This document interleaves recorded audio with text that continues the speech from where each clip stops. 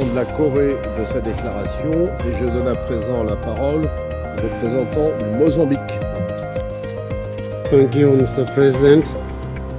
Mr. President, Mozambique wishes to praise the French presidency for convening this important open debate on the situation in the Middle East, including the Palestinian question. The French initiative is particularly timely as it translates our collective concern over the unfolding catastrophe in the Gaza Strip, especially in its humanitarian dimension. We convey our most sincere appreciation to the United Nations Secretary General, Mr. Antonio Guterres, for his briefing to the Council. On these and other matters, he has been the voice and the conscience not just of our organization, but also of the international community at large, particularly when invoking Article 99 of the Charter, drawing the attention of the United Nations membership and the entire world to the humanitarian plight that befell the Palestinian people. Mr. President, the conflict between Israel and Palestine is at the heart of our concern today. It is a conflict that is further aggravated by the Israeli illegal settlements activities that are contrary to international law and undermine the prospect for an independent and sovereign state of Palestine. We deeply deplore this ongoing conflict that has resulted in the loss of many lives and has caused immense suffering to both Israelis and Palestinians. The situation requires our objective and urgent attention. Guided by the Charter and the relevant decisions of this body, we need to find ways and means of bringing about sustainable and long-lasting peace to the region. Mr. President, after more than 100 days of war, Mozambique echoes the deepest concern expressed by several member states of the United Nations, including this Council, different entities, and international organizations on the calamitous and catastrophic situation that the people of Gaza are facing. Following the Hamas attacks on the 7th of October 2023 that caused 1,200 Israeli deaths, we cannot remain indifferent to what is happening in Gaza, namely the reported killing by the IDF of nearly 25,000 people, 70% of whom are women and children. As the UN Secretary General said recently, and I quote, "People in Gaza are dying not only from bombs and bullets, but also from lack of food, clean water, and hospitals without power and medicine." End of quote. And as further stated in a document by the Office of High Commissioner for Human Rights, this is a major human-made humanitarian disaster. Refusing water, food, and medicine to civilian and innocent people in a war situation is contrary to the basic principles of human dignity. The modern laws of war and our own moral standards do not accept such a situation. The relentless attacks against the Gaza civilian population must cease as they constitute a clear violation of international humanitarian law and international human rights law. In this connection, the current situation calls for an immediate and urgent humanitarian ceasefire, a cessation of hostilities, and ultimately a ceasefire not only to ensure that humanitarian aid is delivered without restriction or hindrance to those in need in Gaza, but also to allow for the release of all hostages and for the peace process to commence and be allowed to proceed. Mr. President, as the military operations intensify on the ground, at the time when there is no safe place in Gaza, the ongoing war will have major security consequences for both the Israeli and the Palestinian people. It will worsen tensions between communities and feed extremism. Furthermore, a regional escalation of this conflict is a clear and present danger. In a troubled region like the Middle East, where conflict begets conflict, we ought to be cautious and prudent in every move we make, in every step that we take. We need to avoid unimaginable political and security consequences that can jeopardize global peace and security. We are therefore duty-bound as members of the Council to pull together our efforts in order to maintain peace and international security and bring to an end the catastrophe in Gaza. Our action and influence on the parties to the conflict is of extreme importance. To the extent of our individual capacity, we need to contribute to peace, security, and stability in the Middle East. Mr. President, towards the end of 2023, this Council adopted 2 humanitarian resolutions of crucial importance that need to be respected and observed. In this context, we reiterate our call for an immediate and sustained humanitarian truce and cessation of hostilities so that the United Nations Security Council resolutions 2712 and 2720 can be implemented with the collaboration and the monitoring of the United Nations and other relevant bodies. We take this opportunity to reaffirm our recognition of the inalienable right of the Palestinian people to self-determination, national independence, and sovereignty. This is a right that is inherent to each and every people and nation on earth. It is also enshrined in the Charter, and it constitutes the bedrock of the present international legal order.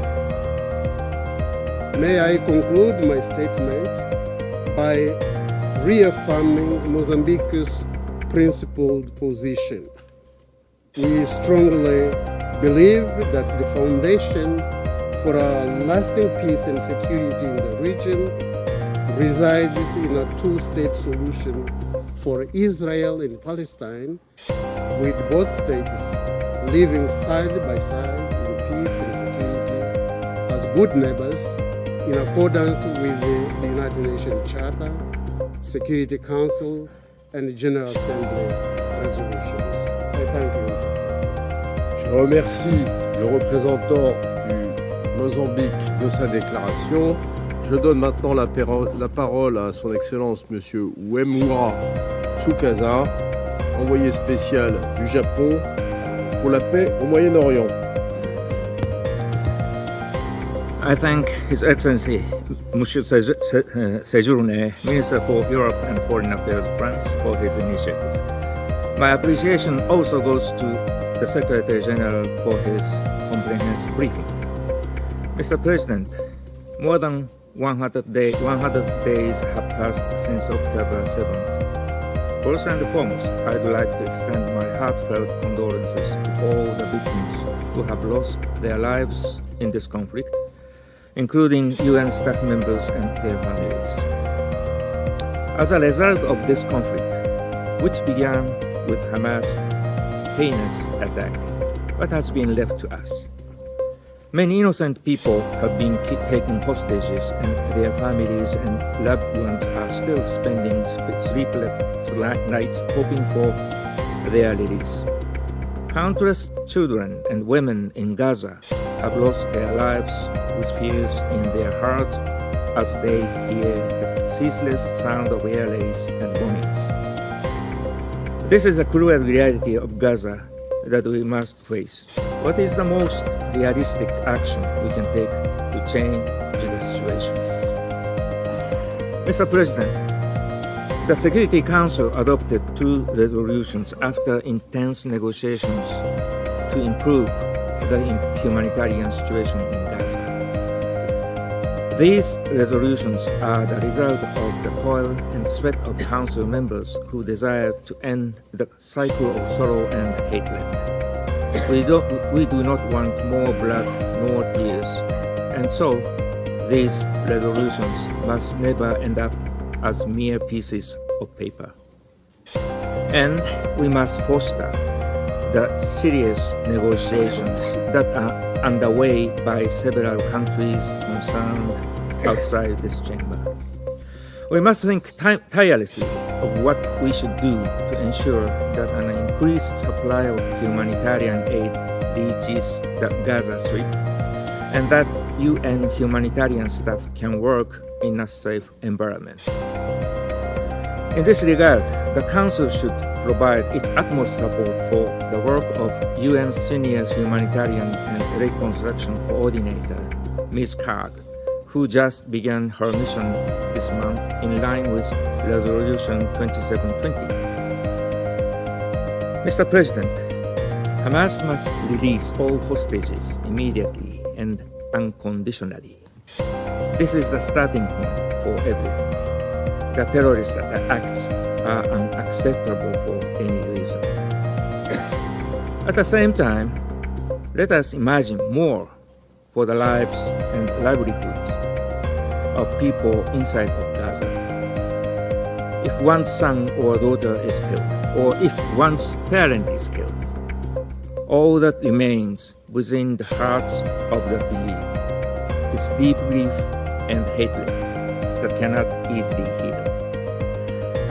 This humanitarian catastrophe must be stopped, and all parties to the conflict must comply with international law, including international humanitarian law. Mr. President, I hope that today's debate will lead to action. We have an undeniable responsibility for many fragile lives and our history as well. We are witnessing the spillover to the West Bank, Lebanon, the Red Sea, Yemen, and even more areas, which is seriously concerning. We are at the crossroads of whether these conflicts turn into a more large-scale regional confrontation. We must stop it. In order to tackle all these serious challenges, a two-state solution has even more importance than ever. For the people of both Israel and Palestine to lead a normal life without any fear for their own safety and survival. That is the key. Japan will continuously work to build confidence between the parties through its own initiatives. Lastly, I would like to reiterate what I said here 45 days ago. Japan is, in good times and bad times, an escort runner for Palestine Israel and all the people and the peoples living in the region. Thank you. Je remercie Son Excellence Monsieur Tsoukaza de sa déclaration et je donne à présent la parole au représentant de la Chine. 谢谢主席先生。主席先生，我首先感谢塞卢内外长专程来纽约主持今天的会议，感谢古特雷斯秘书长早些时候所做的通报。中方欢迎巴勒斯坦、阿拉伯国家和其他国家的外长出席今天的会议。新一轮巴以冲突爆发100多天以来，国际社会为停火止战、保护平民、释放人质、避免人道灾难做出了不懈的努力。安理会也先后通过了第2712、2720号决议。然而不幸的是，加沙的战火仍未停止，平民伤亡的数字每天都在上升，巴勒斯坦人民的苦难还在继续，地区紧张局势有进一步升级的危险。毫无疑问，发生在加沙的这一幕幕突破人类良知、超越国际法底线的惨剧，没有任何理由，也绝不应该再持续下去。安理会今天的会议应发出团结一致、清晰无误的信息。事实上，国际社会对立即实现停火早有压倒性共识。遗憾的是，由于各国国家一再否决，安理会有关决议难以通过。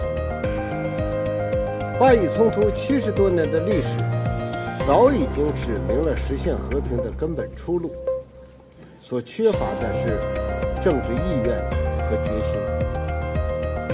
此时此刻，国际社会，特别是联合国和安理会，需要展示出最坚定的意志，拿出最有力的举措，以最大的紧迫感，为平息战火、恢复和平采取切实行动。必须将立即停火作为最优先目标。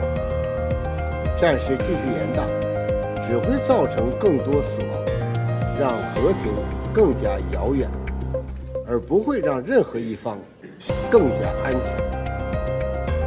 立即实现停火，这不是对特定一方的约束，而是对所有各方的要求，是拯救生命、解救人质、扩大人道援助、缔结和平的基本前提。以色列应该立即改弦更张，停止对加沙无差别的军事攻击和毁坏。国际社会所有各方应该把外交努力汇聚到立即停火上来。在推动加沙停火的同时，也要全力防止加沙局势对红海水域和更广泛地区的外溢影响。我们呼吁所有各方保持克制，避免任何加剧紧张局势的行动。必须排除一切阻碍，扩大人道援助。正如古特雷斯秘书长所指出，加沙民众不仅死于战争轰炸、饥饿、传染病加速蔓延，也在夺走更多生命，特别是儿童的生命。安理会第2712、2720号2项决议必须全面落实，以色列必须为此提供全面配合。人道物资在拉法和凯勒姆沙洛姆2个过境点遇到的障碍，应该尽快解除。在此基础上，应该尽快开放从以色列直接进入加沙北部的过境点。第2712号决议要求建立消除冲突机制保护人道机构，对此应尽快做出具体安排。优先确保医院和联合国机构不会成为军事行动的目标。中方支持卡格副秘书长工作，期待他从各方沟通后，向安理会报告第2720号决议落实情况和遇到的阻碍。安理会应随时准备采取进一步行动，让充足的人道物资安全、快速、畅通地进入加沙。必须坚定不移从这两国方案。两国方案是实现巴以和平的唯一可行出路，也是履行安理会决议的严正要求。我们对以色列领导人上周拒绝两国方案，否认巴勒斯坦建国权的言论表示严重关切，有关言论不可接受。任何关于加沙战后安排的讨论，如果背离两国方案，都无异于在流沙之上盖房子。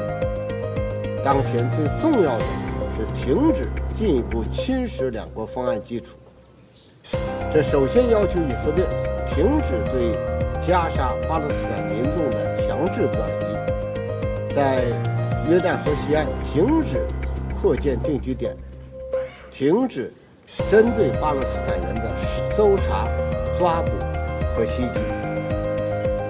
中方呼吁加大外交努力，尽快召开国际会议，开启有意义的多边进程，重振两国方案政治前景。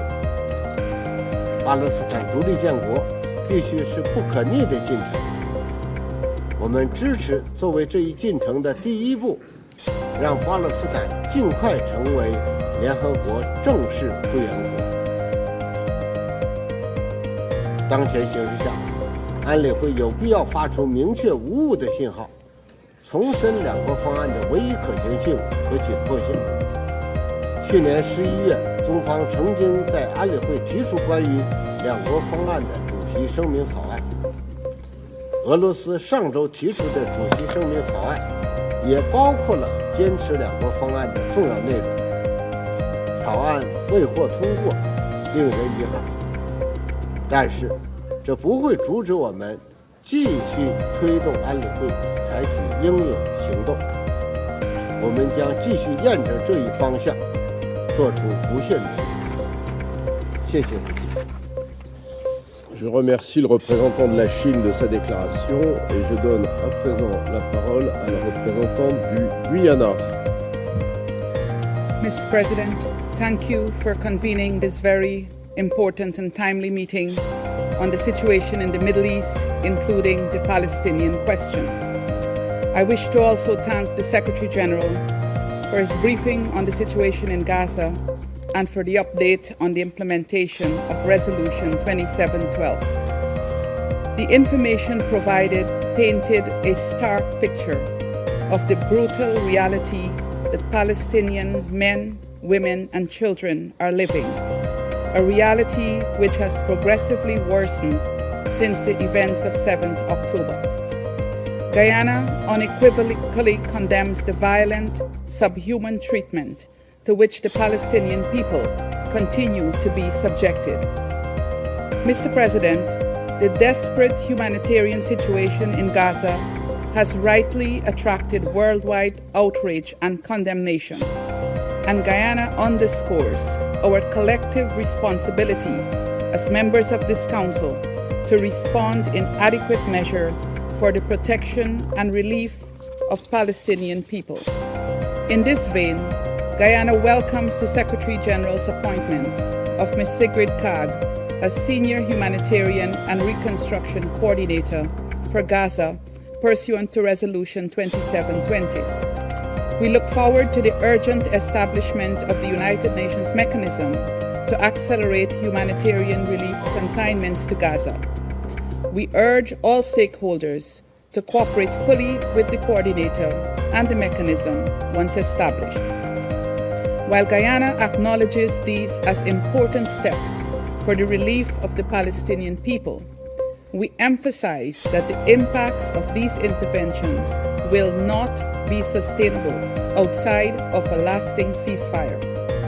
Guyana has taken note of the Secretary General's observation that an effective aid operation requires, and I quote, security, staff who can work in safety, logistical capacity, and the resumption of commercial activity, end of quote.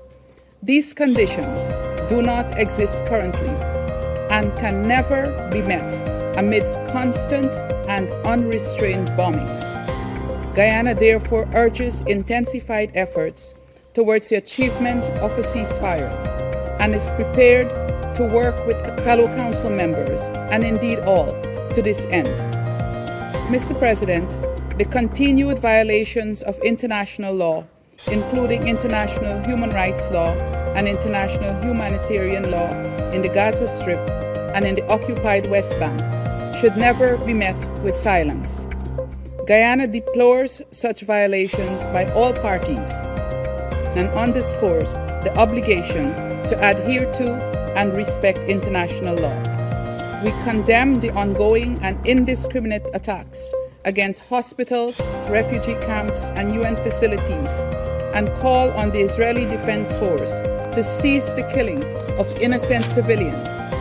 These actions do not align with the obligations of UN member states and are contrary to the purposes and principles of the organization as outlined in the Charter. There must be consequences for these illegal actions. Mr. President, as is the case with war everywhere, this war in Gaza is devastating in myriad ways. The delivery of education has been jeopardized. The delivery of quality healthcare services has been seriously compromised, and the healthcare system brought to its knees. The scarce economic opportunities that previously existed for Palestinian people have now dwindled. Almost the entire population of Gaza has been internally displaced. The extent of the crisis in Gaza is exponential and places the Palestinian people even further behind in the global quest for sustainable development. The anticipated long-term impacts of the war confirm this. The hostilities must end so that the Palestinian people can rebuild their lives. On this latter note of rebuilding their lives, Mr. President, we must seriously consider what that should entail after this war ends. We must seriously contemplate what must be done to change the worsening circumstances that the people of Gaza and indeed the entire Palestinian population have been experiencing for more than 7 decades. This is a difficult question, the answer to which lies in altering certain deep-rooted ideologies that justify policies of discrimination against the Palestinian people. Frankly, Mr. President, this discriminatory stance cannot be reconciled with the United Nations Charter, which mandates member states to practice tolerance and live together in peace with one another as good neighbors. Let me also underscore Guyana's rejection of any plans for the forced resettlement of the population of Gaza to foreign countries. Any such move would be contrary to international humanitarian law and would violate the right of the Palestinian people to self-determination. Guyana therefore urges this Council and the international community to do all in their power to prevent such an occurrence. Mr. President, allow me to conclude by reiterating the need for an immediate ceasefire in Gaza. We also need meaningful actions geared towards improving the standard of living of the Palestinian people, facilitating the enjoyment of their human rights, including their inalienable right to self-determination, and most importantly, achieving the two-state solution. Peace can never be carved out through violence and conflict. Security can never be achieved through insecurity and chaos. The instruments of war must be set aside, and we must work to implement a peaceful and lasting solution to the Palestinian question. We cannot miss the opportunity that this moment provides to advance the two-state solution. Guyana is ready to contribute constructively to genuine efforts to this end. I thank you. Je remercie la représentante du Guyana de ses déclarations et je donne à présent la parole au représentant de l'Équateur. Gracias, señor presidente. Agradezco al secretario general Antonio Guterres por su informe. Reitero el reconocimiento del Ecuador por su labor y a todo el personal de Naciones Unidas, así como nuestras condolencias por los numerosos funcionarios de esta organización que han perdido su vida en los últimos meses. Este debate abierto es una ocasión propicia para que el Consejo escuche los criterios de los miembros de las Naciones Unidas. Por esto seré breve. Señor presidente, son más de 100 días ya desde los execrables ataques terroristas perpetrados por Hamas el 7 de octubre del 2023. El Ecuador, en esta ocasión, vuelve a condenar de la manera más enérgica e inequívoca dichos ataques. No hemos olvidado los horrores de ese día, la masacre de civiles inocentes, el lanzamiento indiscriminado de cohetes y la violencia sexual. Tampoco hemos olvidado a los rehenes que aún no recuperan su libertad. Por eso insistimos en demandar que todos ellos sean liberados inmediatamente y sin condición alguna. Asimismo, luego de más de 100 días de guerra, la situación humanitaria en Gaza es desgarradora. Acabamos de escuchar los informes que dan cuenta de ello. Las cifras de muertos y heridos siguen creciendo. El hambre, el hacinamiento y la enfermedad ganan terreno. La humanidad lo pierde. La plena implementación de las resoluciones 2712 y 2720 es muy importante para aliviar las condiciones que enfrenta la población civil en Gaza. Es indispensable facilitar la llegada segura de ayuda humanitaria suficiente y oportuna a todos quienes la necesitan. Para el efecto resulta ineludible un alto al fuego humanitario. Señor presidente, evitar el sufrimiento y la muerte que provocan las guerras es la razón por la cual hace más de 78 años se creó esta organización. Esta debe ser la última guerra de este largo conflicto. Nuestro objetivo debe ser crear las condiciones que permitan avanzar hacia una solución pacífica, negociada y definitiva y justa para las partes, con existencia de dos estados, Palestina e Israel, sobre la base de las fronteras de 1967 y de las resoluciones relevantes, incluyendo la resolución 2334. Cada palabra o acción que menoscabe la posibilidad de la solución de dos estados contribuye a perpetuar el conflicto y no aporta a mejorar la seguridad. Esto debería ser evidente para todos luego de tantos años de violencia y muerte. Por ello, concluyo con un llamado a todos los actores a mostrar contención, evitar exacerbar las tensiones y prevenir una mayor expansión de la violencia a otras zonas. Es tiempo de enfocarnos en lograr, de una vez por todas, la tan anhelada paz. Muchas gracias, señor presidente. Le représentant de l'Équateur de sa déclaration et je donne à présent la parole à la représentante de Malte. Thank you, President. I also thank the Secretary General for his valued insights. Over 100 days have passed since Hamas launched its brutal and deadly attack on innocent civilians in Israel, during which hundreds were taken hostage. Many Israelis are still living the nightmare of knowing that their loved ones continue to suffer in captivity. It has also been over 100 days of intolerable and perilous conditions for millions of civilians in Gaza, who continue to live under a relentless siege. Over 24,000 Palestinians have been killed and over 60,000 wounded during Israel's military campaign, 2/3 of whom are women and children. An entire generation of Palestinian children will be physically and psychologically marred by this war. Malta has consistently condemned the Hamas terrorist attacks of 7th October and the continued barrage of rockets fired at Israeli population centers. We are also gravely concerned at reports of sexual violence committed on 7th October and call for them to be thoroughly investigated. We repeat that terror has no justification. Malta will continue to call for the immediate and unconditional release of all remaining hostages held by Hamas. However, the collective punishment of the entire population of Gaza equally has no justification. Actions taken by Israel need to be in strict accordance with its obligations under international humanitarian law and its foundational principles, including distinction, proportionality, and precaution. All parties are obliged to ensure that civilians and civilian infrastructure are protected. Yet in Gaza, nowhere and no one is safe. No UN facility, no hospital, no school, no place of worship. Whether under a white flag or a blue one, civilians, doctors, and journalists face the horrors of this war without the protections they are guaranteed under international law.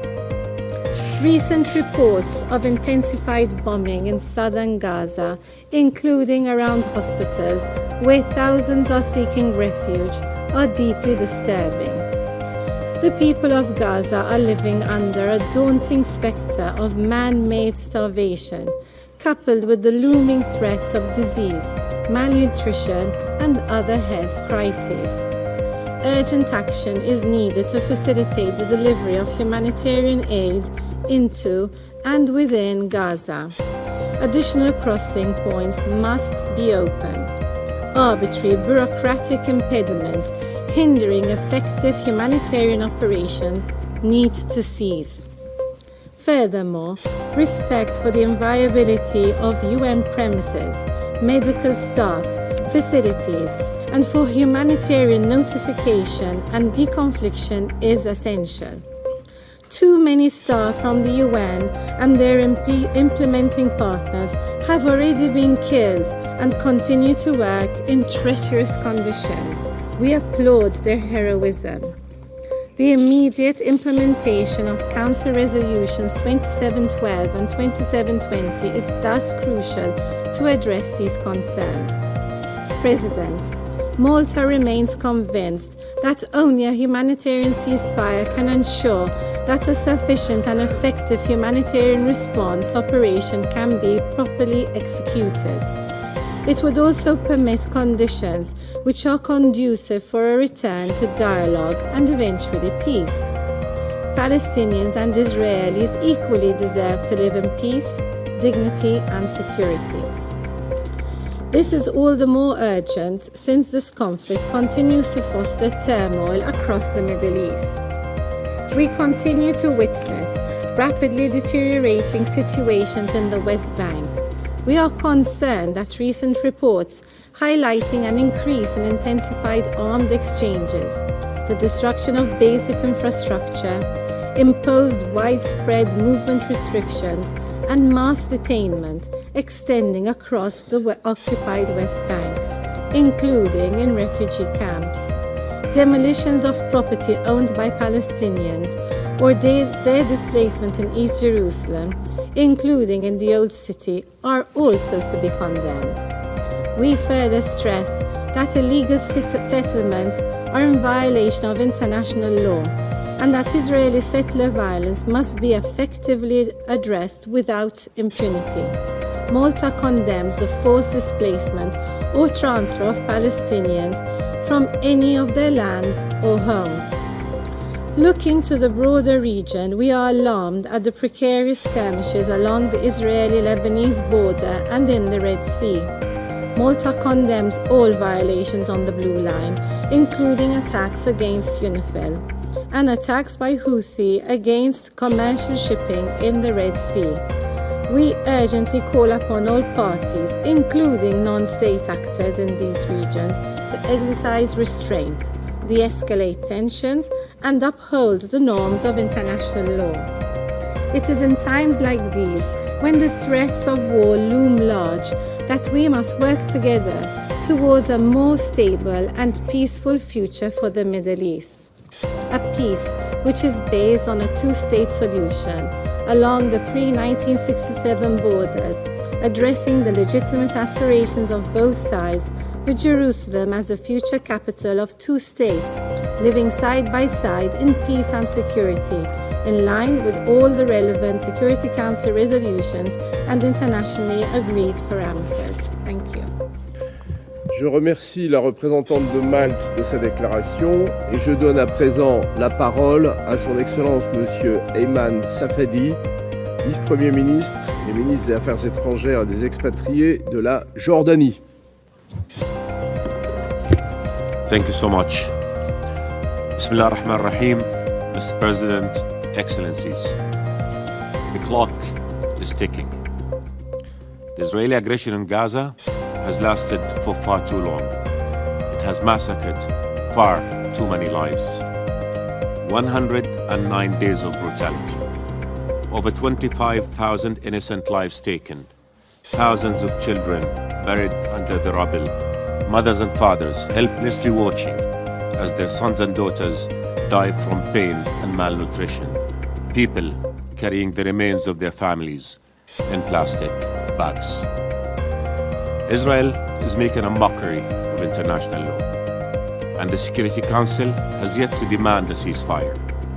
It has yet to enforce its own resolution demanding that food gets to the starved, medicine gets to the ill and wounded, and anesthesia gets to children undergoing surgery to treat injuries caused by indiscriminate Israeli shelling of their homes, their schools, hospitals, mosques, churches, and shelters. In what world should an uncle be forced to operate on his teenage niece without anesthesia? Dr. Hanib Seso did. On day 101 of the horror, besieged in his home, he amputated his 16-year-old niece's foot without anesthesia on his home's dining table. A hospital lied just 5 minutes away, but Israel's war prevented him from getting to it. His niece, Ahd, is one of 10 children who lose a limb every day in Gaza, according to Save the Children. Even in a war zone, says Save the Children's director for the occupied Palestinian territory, the sights and sounds of a young child mutilated by bombs cannot be reconciled, let alone understood within the bounds of humanity. Stop this massacre. Every day that goes by without ending this aggression means more innocent lives lost to Israeli firepower, to hunger, and to disease. The threat of a devastating regional spillover is real. The West Bank is boiling, tensions elsewhere in the region are dangerously rising. Secretary General Guterres said it right. Gaza has become a graveyard for children. No place in Gaza is safe. No place. Even the dead have not escaped this inhumane onslaught. Israeli soldiers dug them out of their graves, literally dug them out of their graves in 16 cemeteries. And these crimes are not the actions of rogue soldiers. They are an expression of the extremist, racist agenda that is propelling this war, and that has systematically dehumanized almost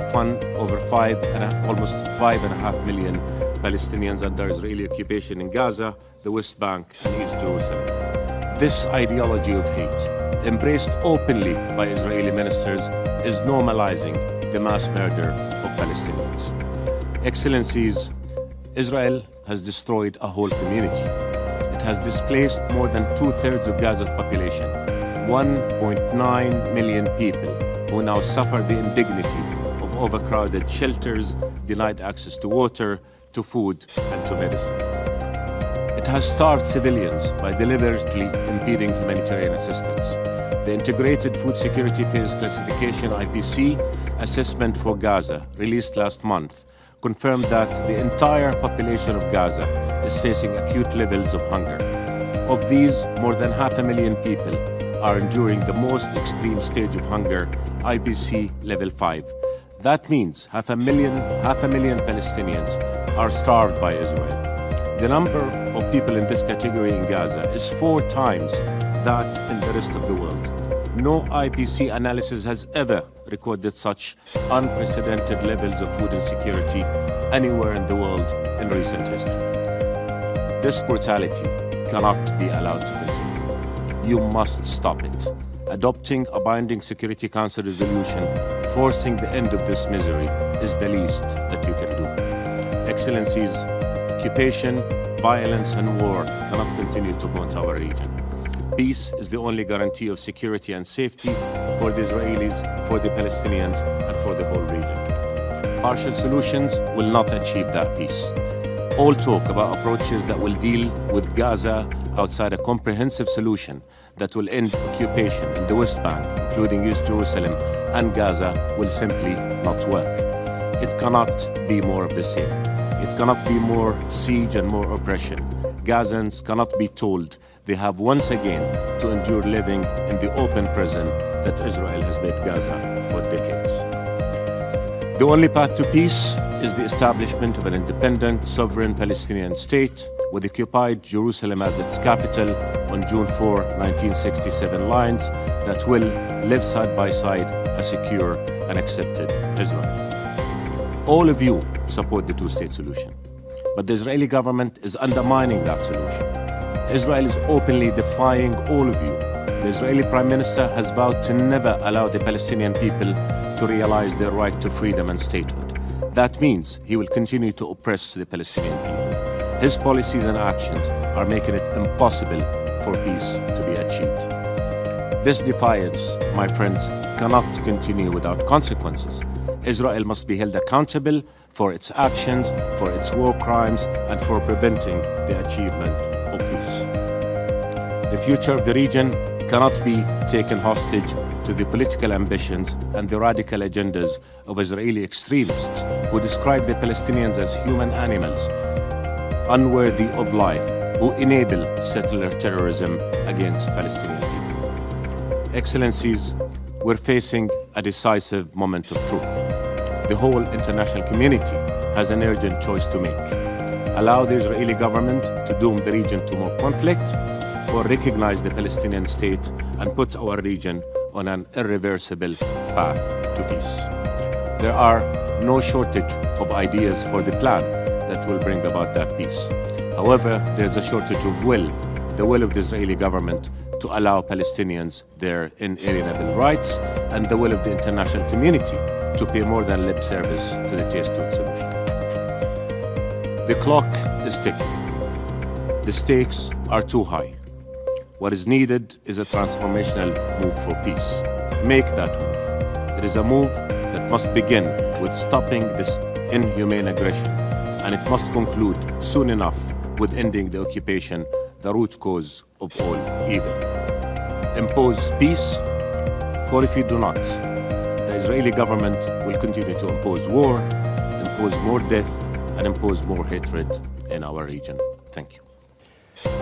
Je remercie Monsieur Ayman Safadi de sa déclaration et je donne à présent la parole à Monsieur, Son Excellence Monsieur Hakan Fidan, ministre des Affaires étrangères de la Turquie.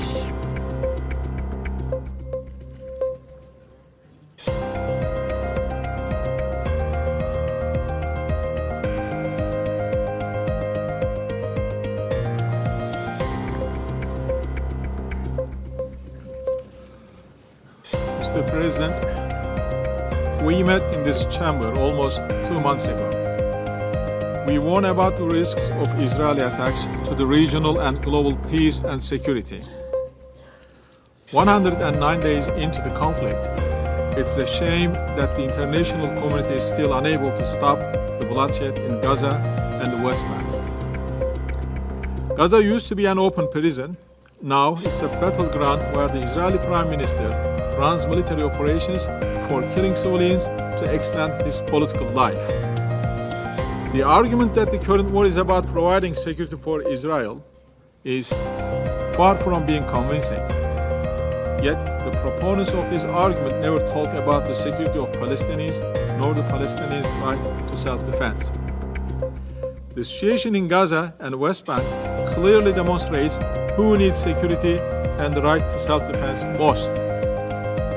Israel commits serious war crimes. Those responsible must be held accountable to restore faith in international law and the rules-based order. We are seriously concerned with the reports that Israel's war crimes in Gaza may amount to genocide. We welcome the application before the International Court of Justice concerning the violations by Israel of its obligations under 1948 Genocide Convention. It's a timely attempt to protect the Palestinian people against further harm. Mr. President, we also underline the need to avoid the geographical escalation of the conflict. Turkey consistently warned about the risk of spillover. Now, today, that risk has become reality. Recent incidents in the Red Sea, Yemen, Lebanon, Iraq, Syria, Iran, and Pakistan are very, very alarming. This escalation has the potential to turn into a geostrategic vortex from which no one can easily escape. I urge Israel and its supporters to seek for a diplomatic solution while we can still achieve it. The ongoing war in Gaza and beyond cannot lead to a peace nor to submission. We have a historical responsibility to stop this war. The United Nations Security Council, time and again, has failed in maintaining international peace and security. An immediate and permanent ceasefire, release of all captives by both sides, and a continuous flow of humanitarian assistance to Gaza is a must in the road to peace. To that end, we need Israel to comply with all the requirements of peace and security. We need a unified Palestinian leadership to achieve the national quest for the dignity, independence, and sovereignty of this resilient nation. We all know by now the temporary measures will not work. The scenarios for the day after should not be about who will govern Gaza. The future of Gaza is up to the Palestinians and Palestinians only. The only day after question that needs our attention is how we will be able to safeguard a just and lasting peace based on two-state solution on 1967 borders. The focus should be on the creation of an independent and sovereign state of Palestine with East Jerusalem as its capital. To this end, I would like to echo our call for the establishment of a guarantorship mechanism that monitor and ensure peace between Israelis and Palestinians. Mr. President, most of the members of the international community agree on the urgency of ceasefire, humanitarian assistance, and the two-state solution. But there is no effective mechanism for getting Israel to implement it. Continuation of the current situation in Gaza will further undermine the very fundamentals of principles and moral values of international system. Therefore, we should act now to stop the erosion of those values that we will need for the future of humanity. Thank you. Je remercie Son Excellence Monsieur Fidan de sa déclaration. Je donne maintenant la parole à Son Excellence Monsieur Hossein Amir Abdollahian, ministre des Affaires étrangères de la République islamique d'Iran.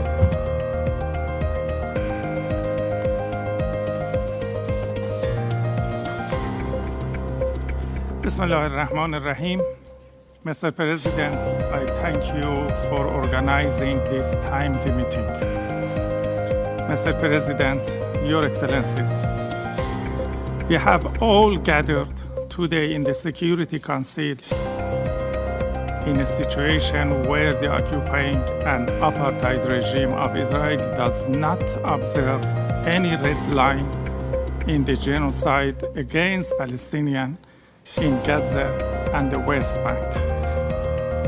The United States, as the practical supporter of the Israeli regime in its crimes, has prevented this body from effectively fulfilling its inherent duties in stopping the overt genocide of a nation and establishing a ceasefire in the Gaza Strip. On the other hand, the United States repeatedly expresses its grave concern about the spillover of tension in the region, and yet continues its full support to the Israeli regime, war machine, and even violates the sovereignty of Yemen and expands the scope of the conflict. The United States must bear the responsibility for its consequences.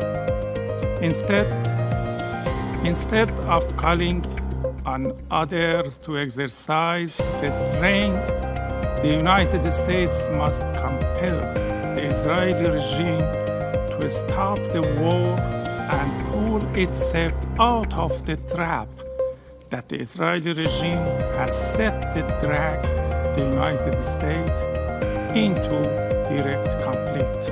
Mr. President, Your Excellencies, we believe that the future of Palestine belongs to all Palestinians.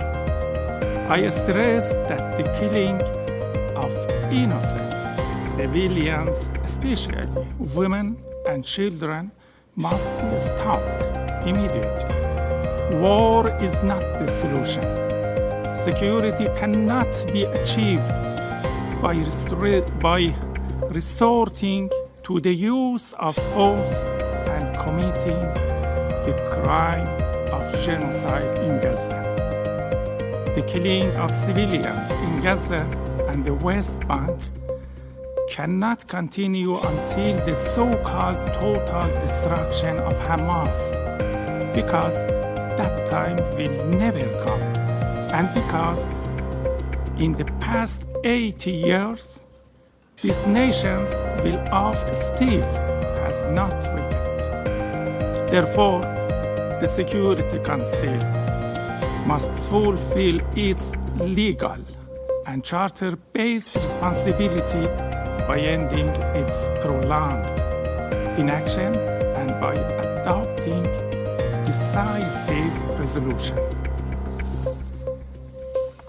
Mr. President, I wish to emphasize that it is necessary to completely lift the human blockade of Gaza and ensure delivery of humanitarian aid to all areas in the north and south of Gaza. I should also underscore the urgent need to provide the necessary facilities for the return of the people of Gaza to their own areas and the settlement of displaced and homeless people, and the help of the international community for the reconstruction of infrastructure. We support the recent action of the South Africa to bring this case to the International Court of Justice. Today, some political ideas for the future of Palestine are discussed. In any idea, the leaders of the Palestinian groups and the Palestinian people should have the right to choose their own fate. Mr. President, the United States and the United Kingdom made a strategic mistake with the military attack on Yemen, which will result in the risk of further expanding the scope of the war in the region. We all consider maritime safety and security to be vital for global trade and energy security. However, security is an interconnected concept. The course of developments shows that stopping the genocide in Gaza is is it main key to is the main key to the restoration of security to the region. Mr. President, Your Excellencies, Netanyahu seeks his own political life in war, and the survival of the Israeli regime relies on regional crisis and spilling over of conflict. Islamic Republic of Iran strongly supports security in the region. Thank you, Mr. President. Je remercie Son Excellence Monsieur Abdollahian de sa déclaration. Je donne à présent la parole à Son Excellence Monsieur Abdallah Bou Habib, ministre des Affaires étrangères et des émigrés du Liban.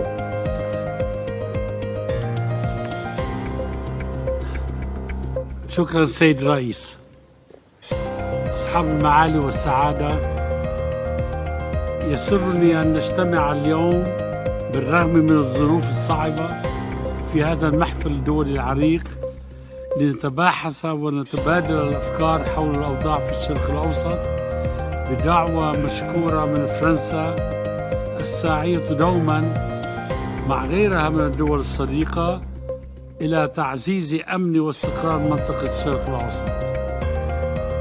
كما أسمح لي بهذه المناسبة أن أعبر عن تقدير لبنان العميق لدور وتضحيات قوات اليونيفيل التابعة للأمم المتحدة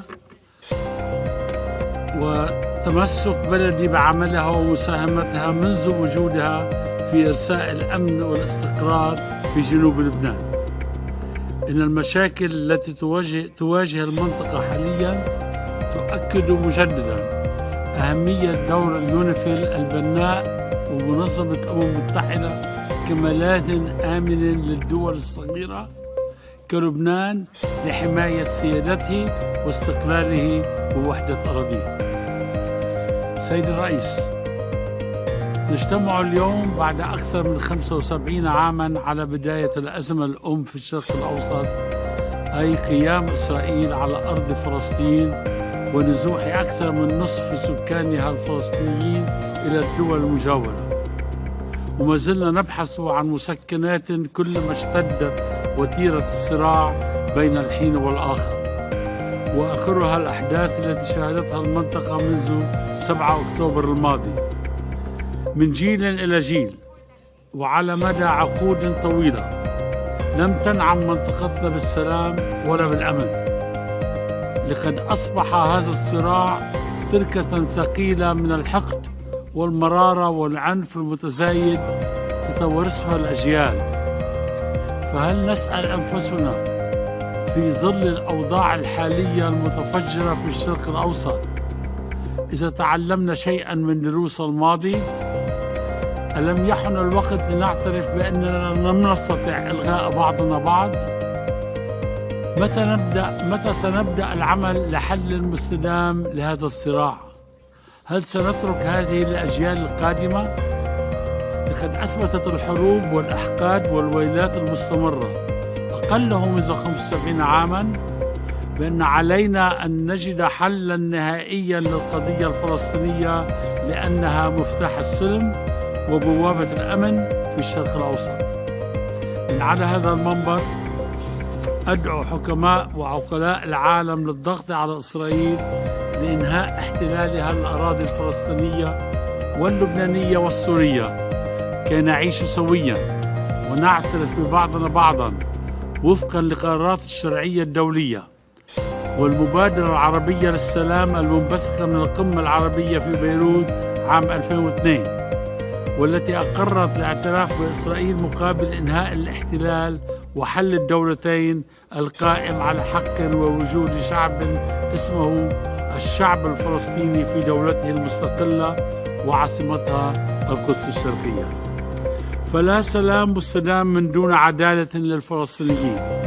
إن إنصاف الحلول والتسويات المؤقتة تولد الحروب والدمار. إننا مجتمعون اليوم على وقع التهديدات الإسرائيلية باستمرار هذه الحرب العبثية بلا أفق سياسي واضح أو رؤية لسلام مستدام.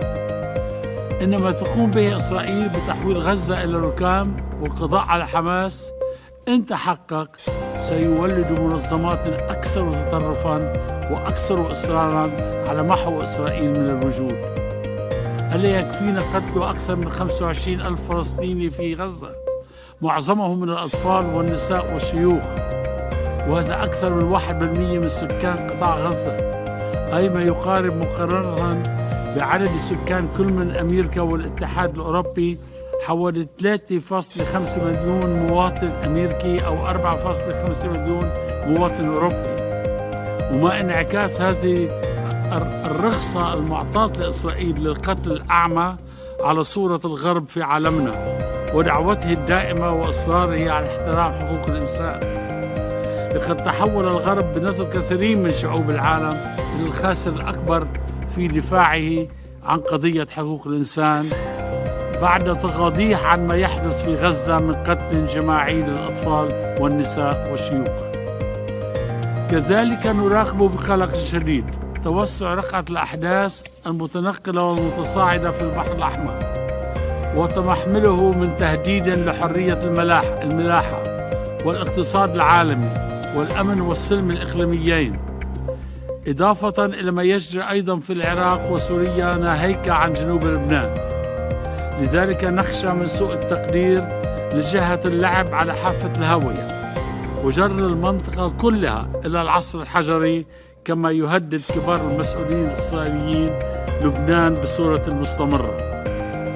فهذه الحرب التي نسعى جاهدين إلى منع وقوعها ونعمل مقتنعين إلى حث كل من يعنيهم الأمر على عدم الوقوع في فخ القيادة الإسرائيلية الهادف إلى استمرار الحرب وتوسعها ستكون مختلفة وفقا لقراءتنا ومشوراتنا عن كل سابقاتها لجهة مساحتها الجغرافية وتعدد جبهاتها وحجم المشاركة العابرة للساحات فيها. فنحن نخشى بأنها لن توفر بقعة في الشرق الأوسط من تبعاتها، وهي لن تكون نزهة للإسرائيليين كما يتخيل بعض أصحاب الرؤوس الحامية المرتبطة بقائهم السياسي بالنفخ في نارهم. السيد الرئيس، بقدر قلقنا من امتداد هذا الصراع كأحجار الدومينو المتدرجة على كافة بقاع الشرق الأوسط وعلى رأسها لبنان، نرى فيها أيضا فرصة تاريخية لهدوء مستدام على حدود لبنان الجنوبية.